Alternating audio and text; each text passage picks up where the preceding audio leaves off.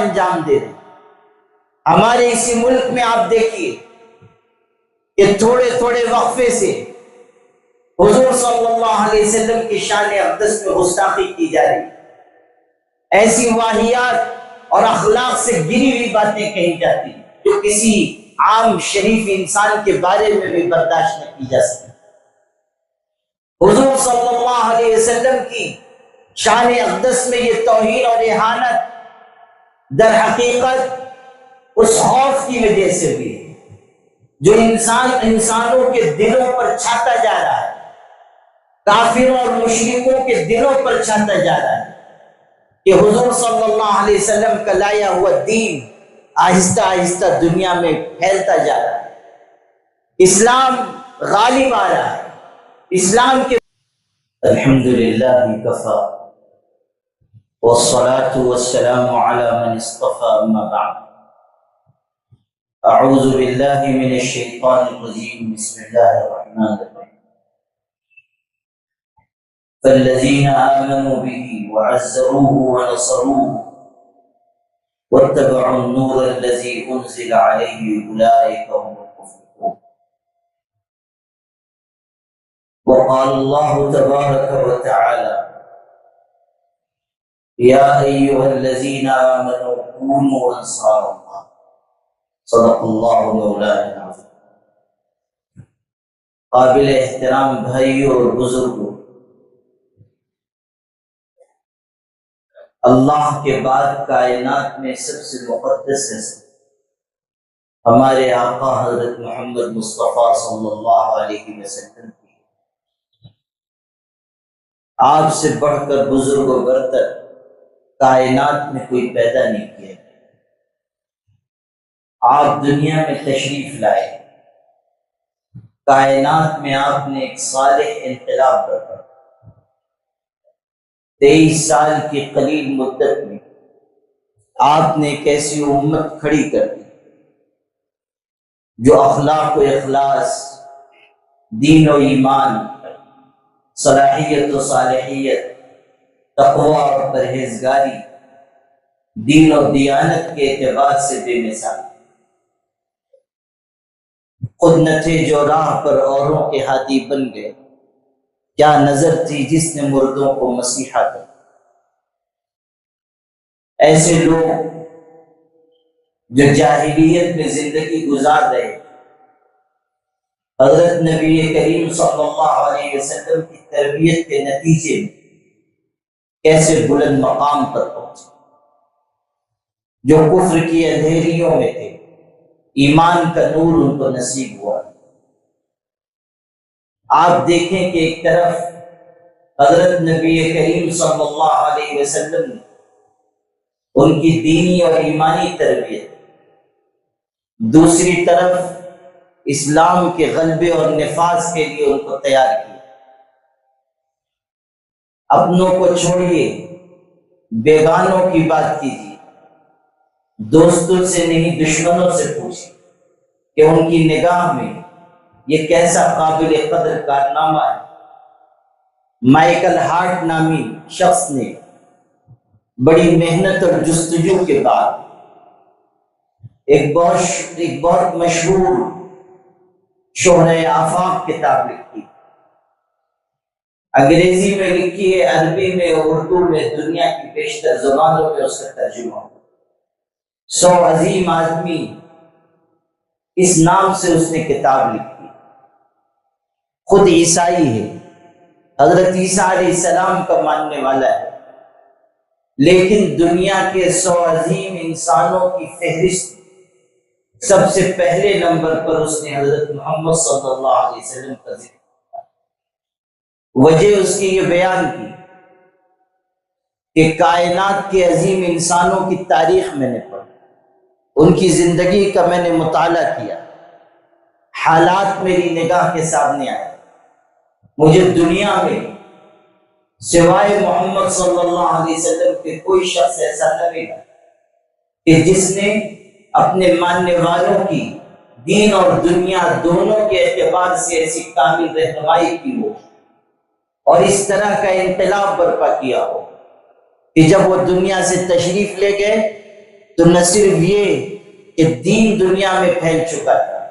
بلکہ ان کے ماننے والوں کی ایک عظیم سلطنت قائم ہو چکی۔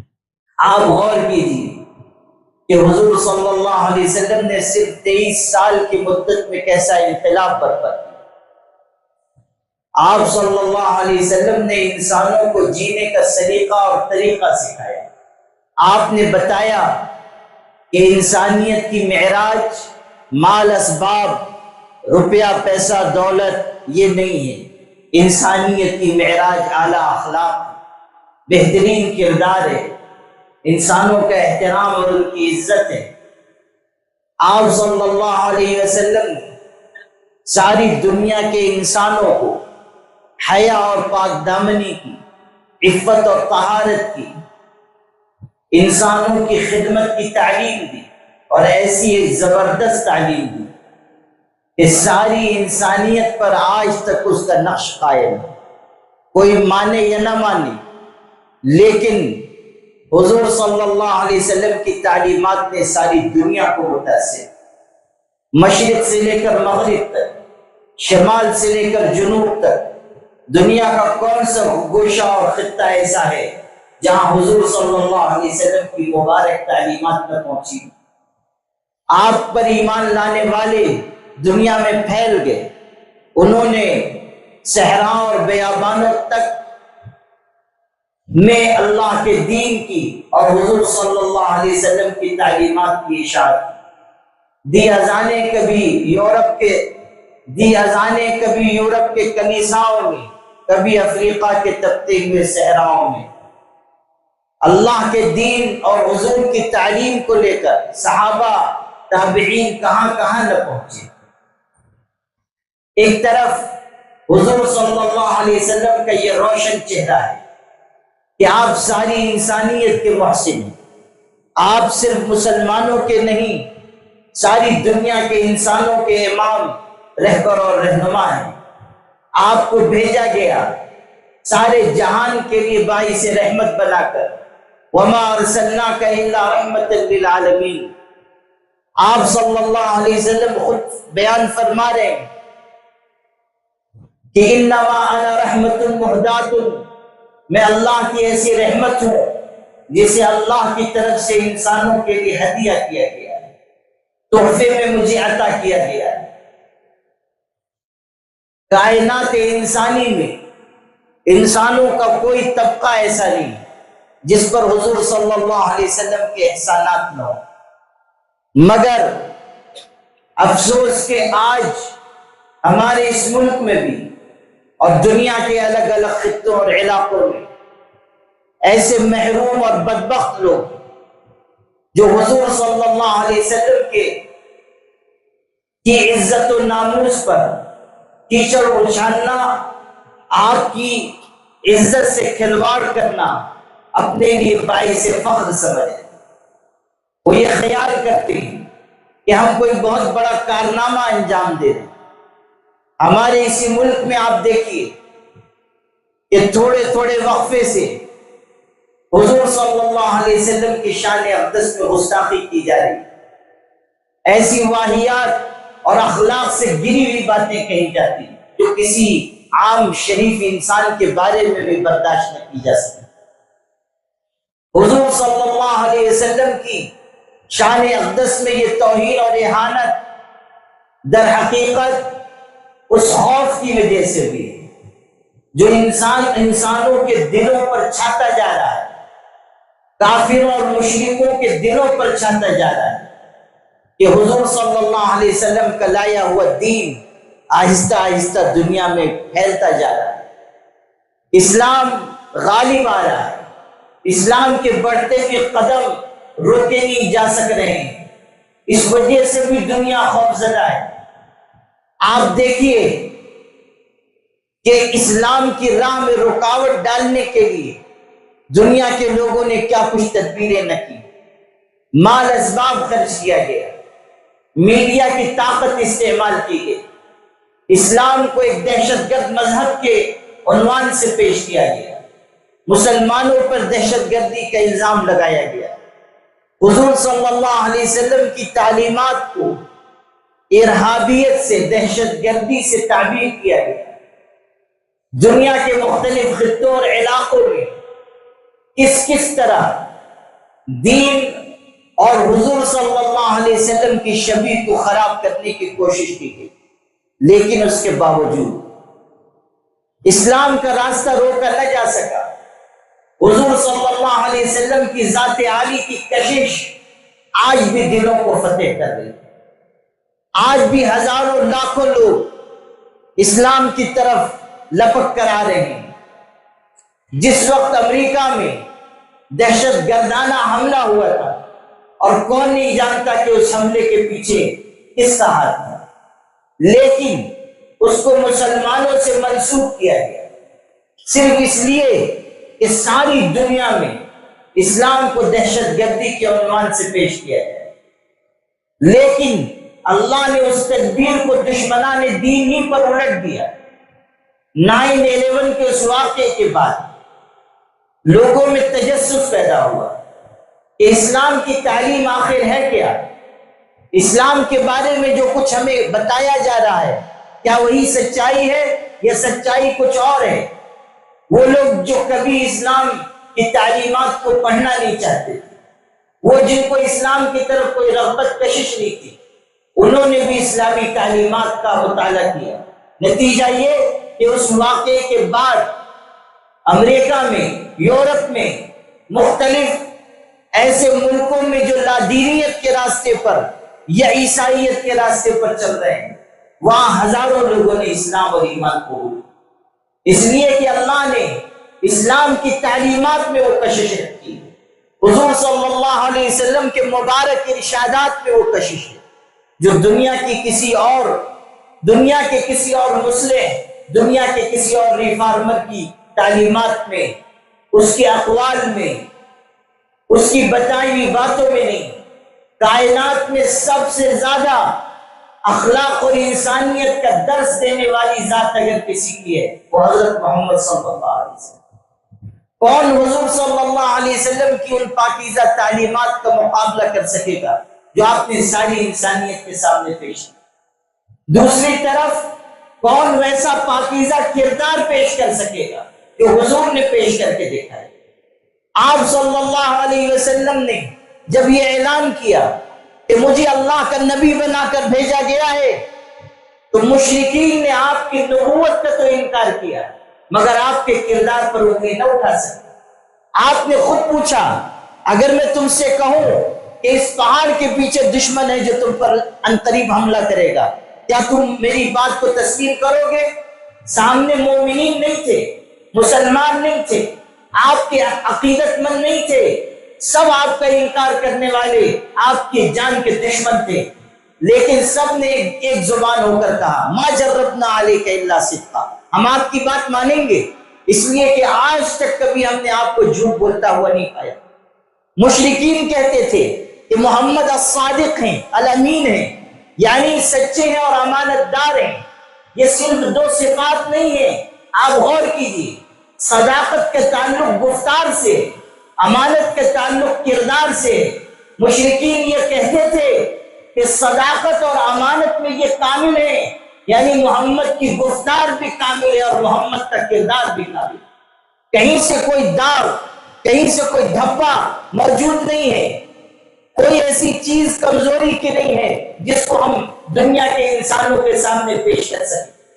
آپ حضور صلی اللہ علیہ وسلم کی سیرت اٹھا کر دیکھیں، ایسی پاکیزہ سیرت اور کس کی ہوگی؟ آپ کا کردار دیکھیں، ایسا پاکیزہ کردار اور کس کا ہوگا؟ اس کے باوجود اگر کچھ لوگوں کو حضور کے کردار میں کوئی خامی آج نظر آ رہی ہے تو یہ ان کی اپنی بیمار ذہنیت کی علامت ہے، یہ سیاسی مفادات کے لیے اٹھائے جانے والے شوشے ہیں، یہ اس ملک میں مسلمانوں اور غیر مسلموں کے درمیان دراڑ پیدا کرنے کی کوششیں ہیں۔ بہت سے لوگوں کو خریدا جاتا ہے، سیاسی مفادات کے لیے ان کو استعمال کیا جاتا ہے۔ جن لوگوں کی نگاہ میں صرف اقتدار ہے، جن کی نگاہ میں صرف کرسی ہے، جو لوگ صرف مال و دولت کے پجاری ہیں، جو لوگ صرف سیاسی راستوں سے اقتدار تک پہنچنا چاہتے ہیں، یہ ان کی تدبیریں ہیں کہ لوگوں کو اکسا کر ابھار کر،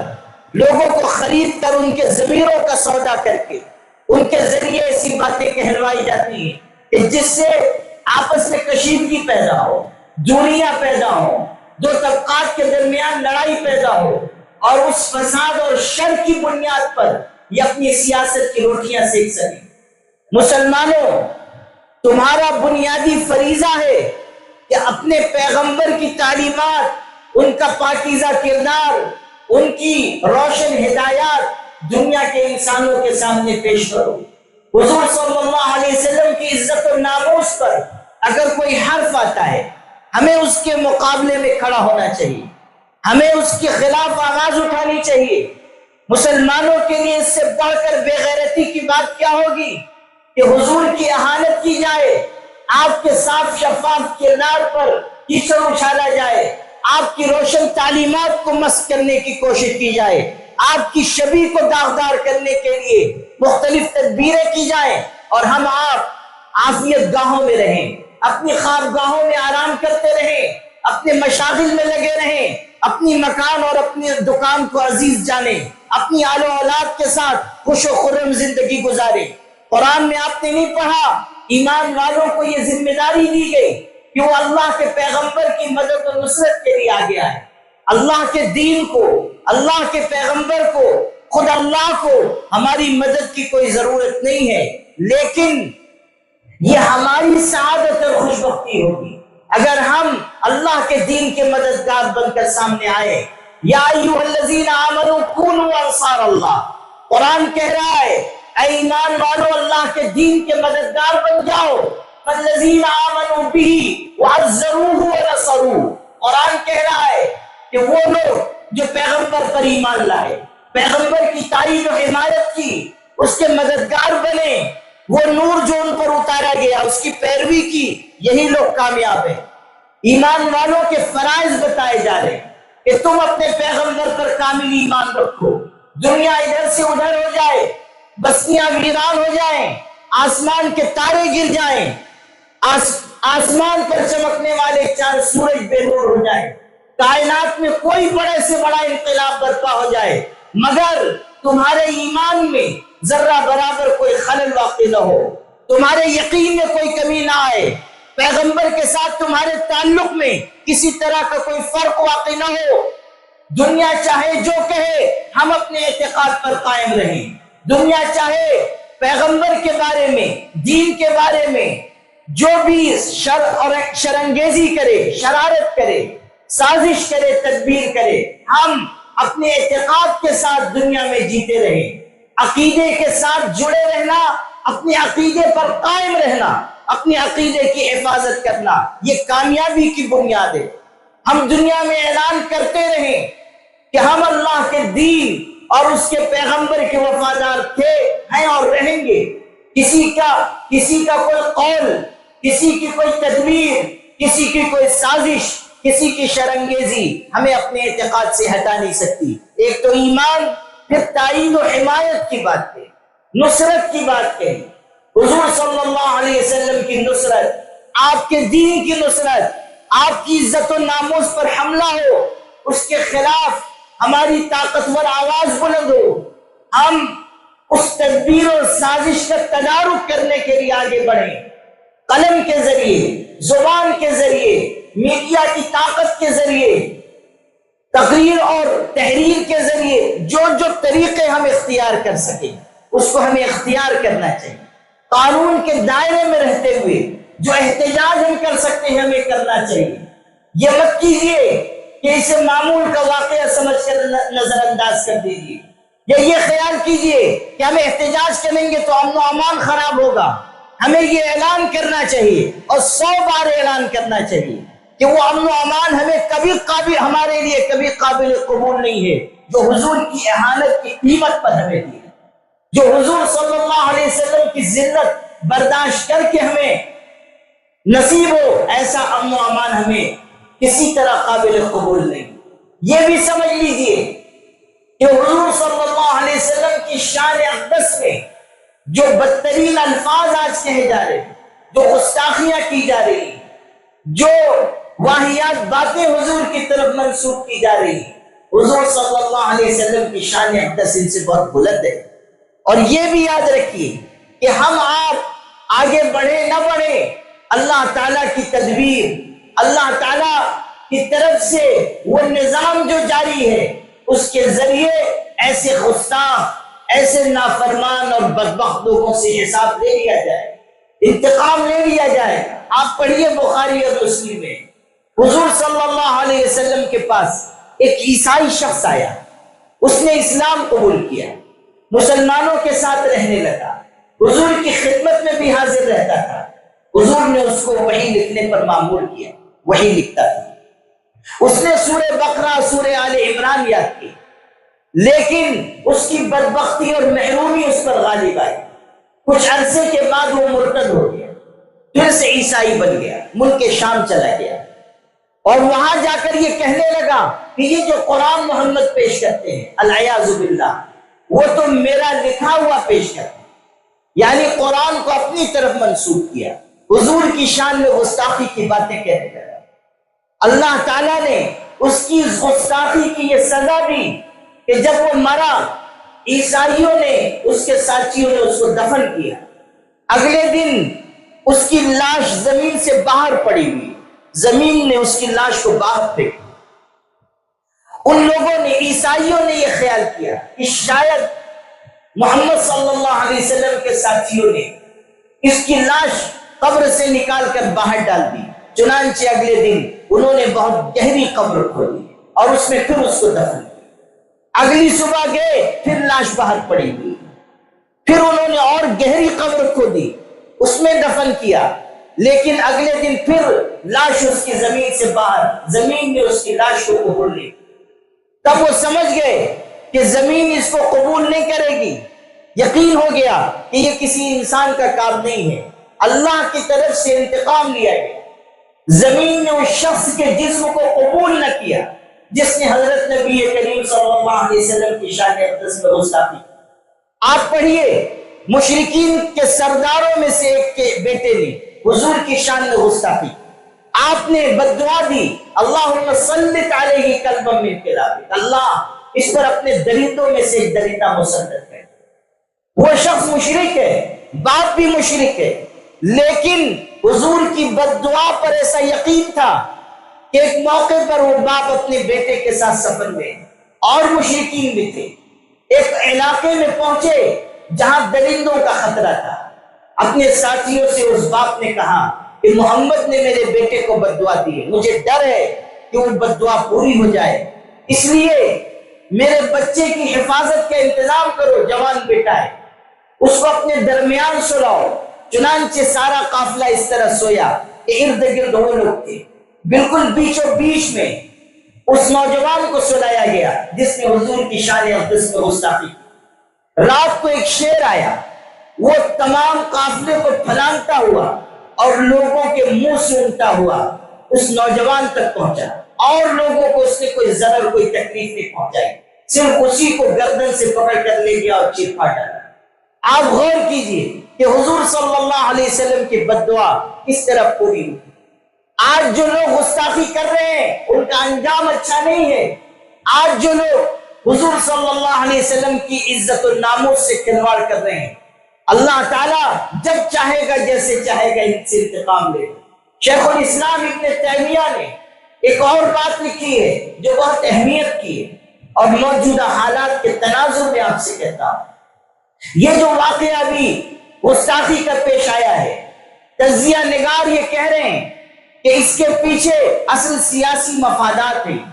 سیاسی مفادات کے پیش نظر اس چیز کو سامنے لایا گیا ہے، اور اقتدار کی کرسی تک پہنچنے کے لیے یہ کوشش کی گئی ہے۔ شیخ الاسلام ابن تیمیہ لکھتے ہیں کہ جب صحابہ کرام دشمنوں سے مقابلے کے لیے جاتے تھے اور حصار کر لیتے، یعنی دشمنوں کو گھیر لیتے اور ان کے اوپر فتح نہیں حاصل ہو رہی ہوتی، پھر ان کو معلوم ہوتا کہ دشمنوں نے حضور کی شان میں گستاخی کی ہے، تو ایک طرف ان کا دل تکلیف محسوس کرتا کہ حضور کے بارے میں یہ کہا گیا، دوسری طرف ان کو یہ احساس ہوتا کہ اب انہوں نے حضور کی شان میں گستاخی کر کے اللہ کے غضب کو دعوت دی ہے، اس لیے بہت جلد ہم ان پر غالب آ جائیں، یہ مغلوب ہو جائیں گے، یہ شکست کھائیں گے، اس لیے کہ انہوں نے اللہ کی غیرت کو للکارا ہے، حضور کی شان میں گستاخی کی ہے، اب ان کا انجام اچھا نہیں ہوگا۔ اس لیے